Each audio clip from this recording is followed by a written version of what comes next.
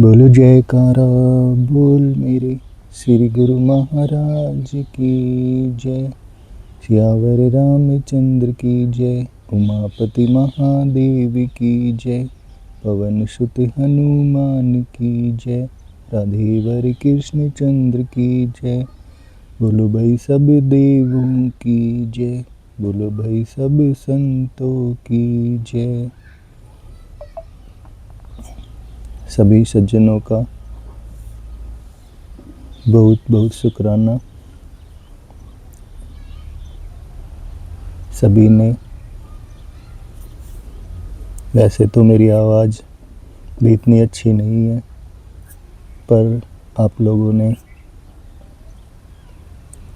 जैसे भी करके सुना, सबका बहुत बहुत धन्यवाद। इससे पता चलता है कि इस दुनिया में अच्छाई और सच्चाई को जानने वाले लोगों की कमी नहीं है। सबको पसंद है अच्छाई, सच्चाई, सुख, शांति और आनंद।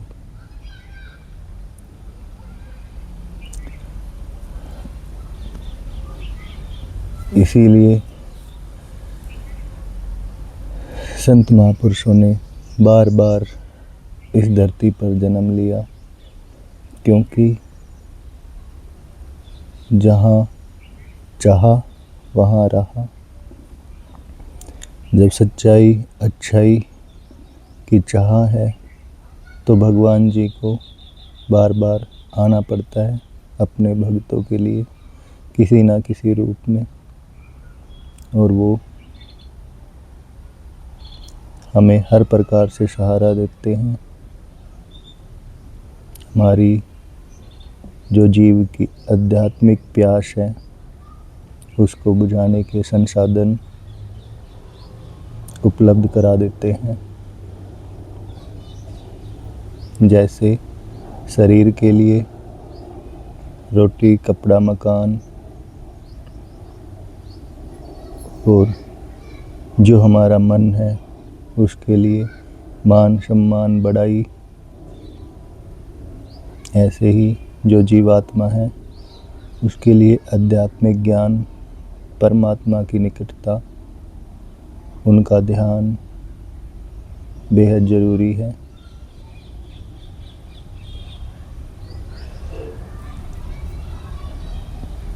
बाकी चीज़ें शरीर से संबंधित, मन से संबंधित आज और आध्यात्मिक भी कहीं ना कहीं बताने वालों की कमी नहीं है, पर फिर भी हॉस्पिटल,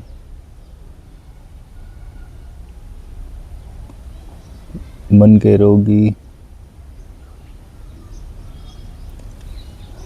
और आध्यात्मिक की बहुत कमी है।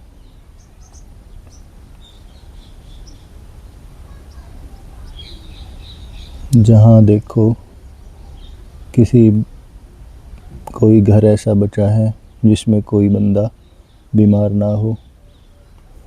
हर जगह सब परेशान हैं, जबकि इतनी अच्छी सुविधाएं हैं, जानकारी है, पर फिर भी जीव दुखी है, परेशान है। क्यों? क्योंकि हम उन चीज़ों को अपनाते नहीं हैं। सबको पता है शरीर को स्वस्थ रखने के लिए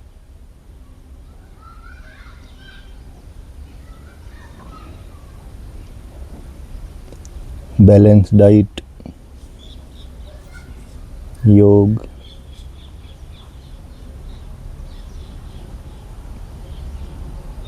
व्यायाम जरूरी है, और मन के लिए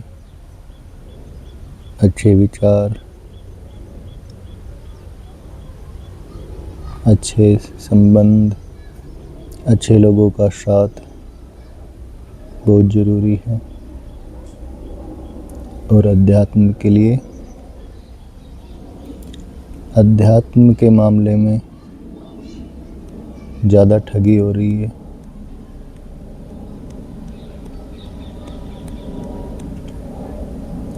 ठगी तो हर चीज़ में हो रही है इंसान के साथ। अच्छी चीज़ों को हम से दूर हटाया जा रहा है।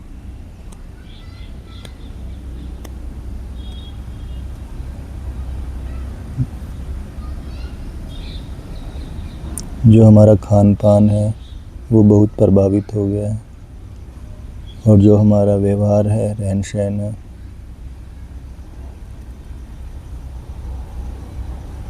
पर फिर भी अब हमें इन चीज़ों से एकदम बदल तो नहीं सकते, पर कोशिश करनी ज़रूरी है हर इंसान को अच्छाई की तरफ बढ़ने की, ताकि खाने वाली चीज़ों में मिलावट बंद हो जाए और जब सच्चे और अच्छे इंसान होंगे तो रिश्ते सबके मधुर होंगे, और जब अध्यात्म ज्ञान को बताने वाले होंगे तो बंदे की शारीरिक, मानसिक और आध्यात्मिक, शरीर की, मन की और जीवात्मा की, तीनों की खुराकें मिलेगी, तो ये तीनों स्वस्थ रहेंगे, आनंद में रहेंगे।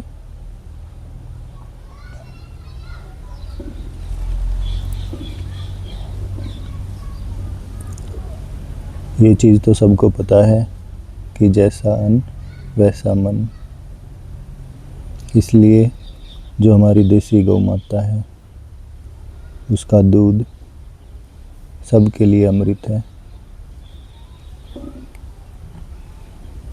क्यों? क्योंकि उसमें ढेर सारे गुण हैं। वो हमारी बॉडी के लिए, हमारे पाचन क्रिया के लिए पचाने में आसान है। तो कोशिश करनी पड़ेगी सभी को कि देसी गौ माता पर जोर दें, उनको घर में पालें, और कहीं से भी उनका दूध मिल जाए तो कोशिश करें इस्तेमाल करने की। दूसरी चीज़ है मन। मन को अच्छे विचार,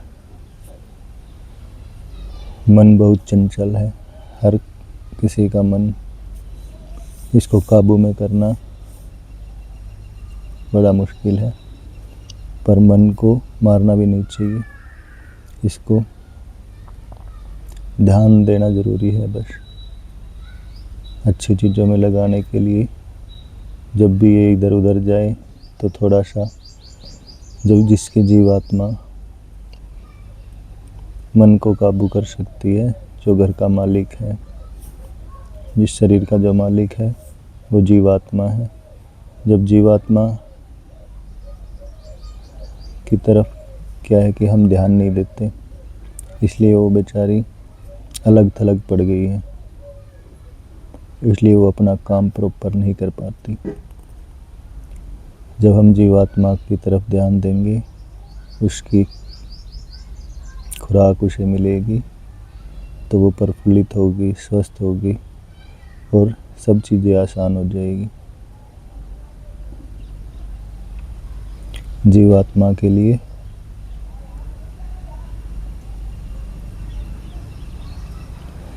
पहले उसको समझना ज़रूरी है। ऐसा तो सबने सुना ही है कि कहते हैं कि आत्मा परमात्मा का अंश है। तो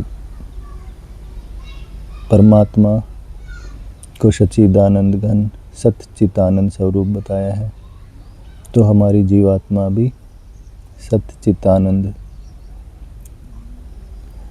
स्वरूप है।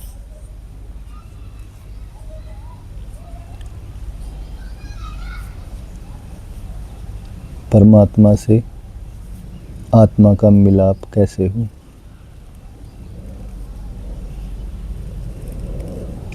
जन्म जन्मांतरों से बिछड़ी हुई रूह अपने प्रियतम से मिलने के लिए झटपटा रही है, तड़प रही है। कैसे हो उसका मिलन, इसका उपाय इस शरीर के द्वारा हो सकता है, क्योंकि ये शरीर साधन है। जैसे हमें यहाँ से दिल्ली जाना हो तो जो भी गाड़ी, बस, ट्रेन, वो साधन है हमें वहाँ तक पहुँचाने के लिए। ऐसे ही उस जीवात्मा के सफ़र में ये शरीर साधन है उस जीवात्मा को उसकी मंजिल तक पहुँचाने के लिए।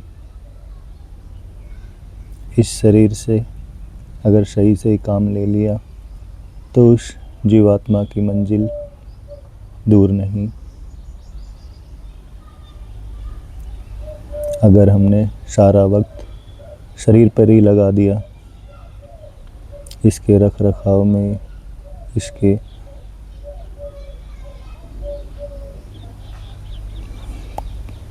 संवारने, निखारने, हम ये नहीं कहते कि ये ज़रूरी नहीं है, सब चीज़ ज़रूरी है।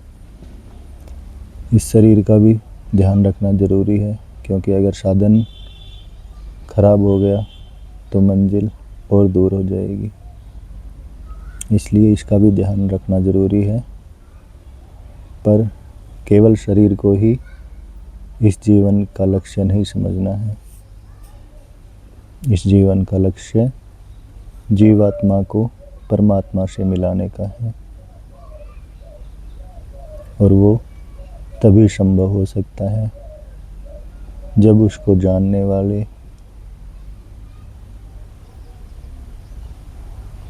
क्योंकि ये रास्ता थोड़ा मुश्किल है शुरुआत में तो, क्योंकि जैसे ही कोई जीवात्मा और परमात्मा की बात करता है तो लोग उसे पागल कहते हैं। तरह तरह के विचार हैं लोगों के पास उनकी जानकारी के अनुरूप, बाकी सत्य नहीं है। सबके विचार अलग अलग है, उनकी समझबूझ और उनकी जानकारी के अनुरूप।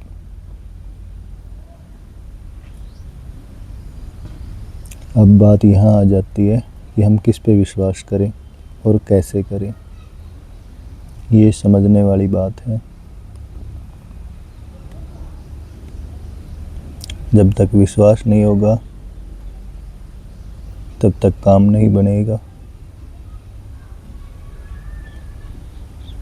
इसलिए विश्वास, विचार करना जरूरी है। किसी की भी बातों को ऐसे ही मत मानो, विचार करो क्या सही है क्या गलत है। जब तुम्हारी अंतरात्मा उस चीज़ के लिए गवाही दे तब उस काम को करो, आगे बढ़ो, क्योंकि जीवन बहुत ही मूल्यवान है। अगर इसे गलत रास्ते पर ले जाया गया तो इसकी मंजिल और दूर होती चली जाएगी।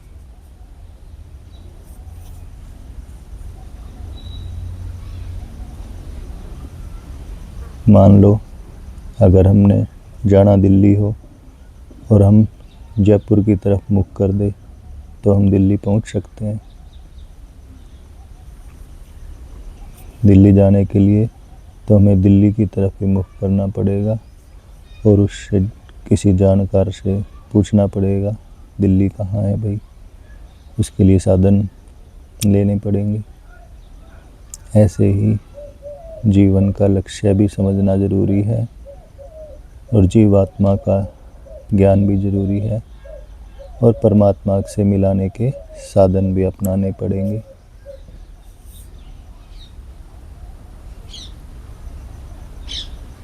आज इंसान को अपने मतलब के लिए सभी जगह ठगाया जा रहा है, चाहे धर्म के नाम पे, चाहे बिजनेस में, सेहत के नाम पे, हर जगह उसके साथ बेईमानी हो रही है। थोड़ा सा जागरूक होने की ज़रूरत है। आज एक्सीडेंट के केस कितने ज़्यादा बढ़ रहे हैं। कहते हैं कि हमारे देश में हर साल में करीब 12-13 लाख एक्सीडेंट होते हैं, जिनमें 5-6 लाख लोग की मृत्यु हो जाती है।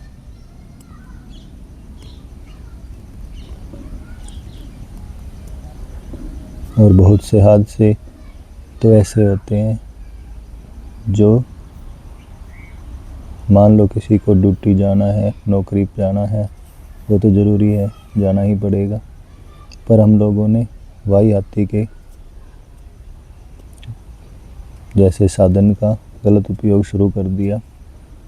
मन किया चल भाई आज वृंदावन, आज मन किया भाई चलो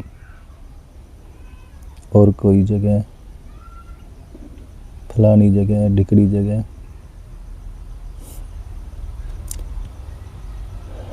इससे हम ये नहीं कहते कि घूमना फिरना गलत है, पर जिस तरह की परिस्थितियां है उस हिसाब से अपना काम बनाना चाहिए।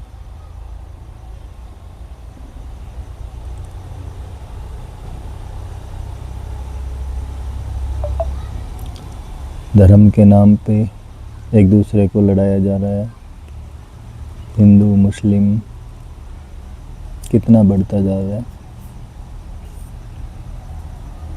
कितनी बार हमने फिल्में देखी, वो फिल्म आज भी याद है, नाना पाटेकर की। हिंदू का खून और मुसलमान का खून मिलाकर पूछता है कि बता कौन सा हिंदू का है और कौन सा मुसलमान का। हर घर में 1-2 बंदे कमाने वाले हैं और वो इन दंगे फसादों में मर जाते हैं। उस घर की क्या हालत होती होगी, कैसे बच्चों का पालन पोषण, उस औरत के दिल पे क्या गुजरती होगी, कैसा उसका जीवन, कितनी दुख, कितनी तकलीफ बढ़ जाती है। कोई नहीं सोचता, बस अंधे हो जाते हैं। धर्म के नाम पर कोई भड़का देता है। और आजकल तो व्हाट्सएप वगैरह पे झूठे मटेरियल बना के भी लोगों को भड़काने का काम बहुत ज़्यादा हो रहा है। सच को जानने की ज़रूरत है, सच को समझने की ज़रूरत है। ना तो हिंदू को ही भगवान मिल सकते हैं, ना मुसलमान को ही। जीवात्मा को ही परमात्मा मिलेंगे। जितने जीवात्मा को जान लिया उसने समझो परमात्मा को जान लिया। जब तक बंदा सत्य चित्त आनंद स्वरूप नहीं होगा, परमात्मा को नहीं पा सकता। परमात्मा उनसे कोसों दूर है। चाहे कोई कितने ही झंडे फहरा ले, चाहे कोई कितनी यात्राएं कर ले, चाहे कोई कितना ही दान कर ले, चाहे कोई कितने ही भंडारे लगा ले, पर जब तक मन शुद्ध नहीं हुआ तब तक कुछ नहीं होगा, काम नहीं बनेगा। इसलिए अच्छे कर्म करना जरूरी है।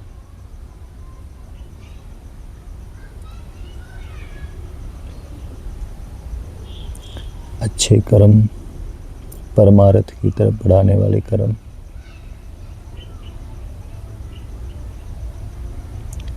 जैसे कहते हैं ना, ये जिंदगी किराए का घर है, एक ना एक दिन जाना पड़ेगा।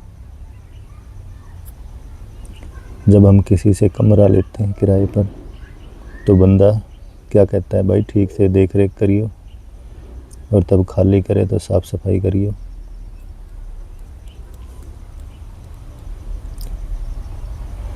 तो हम इस जीवन में इतने कबाड़, इतनी गंदगी क्यों फैला देते हैं जिनकी आवश्यकता ही नहीं है। सबको पता है एक ना एक दिन जाना ही है। खुशी से अपने बीवी बच्चों के साथ, यार दोस्तों के साथ भगवान का भजन सुमरन करते हुए टाइम बिताना किसको अच्छा नहीं लगता और कौन नहीं चाहता। पर फिर भी ये चीज़ें हो नहीं रही, क्योंकि मनुष्य के साथ खिलवाड़ किया जा रहा है, गलत रास्ते पर भटकाया जा रहा है।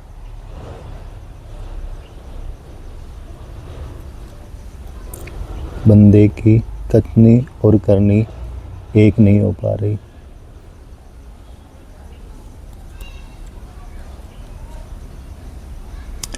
जब करनी और कथनी और करनी एक हो जाए तब बात बनेगी। कहने के लिए अपने आप को सब अच्छा साबित करने की कोशिश करते हैं, पर कर्म उतने अच्छे नहीं हो पाते।